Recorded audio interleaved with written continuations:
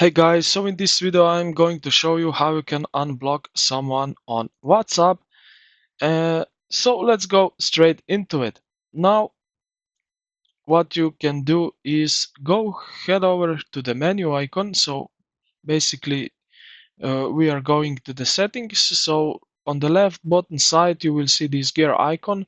So click on that. Okay, so now click on the privacy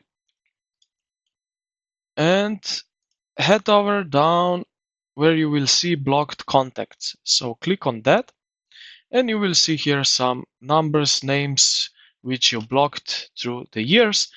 So now what you can do is click here to this uh, contact that you want to unblock, and you will with that unblock this contact. And yeah, this is basically what you can do to unblock the person. And yeah, also what you can do is in the search bar on these chats.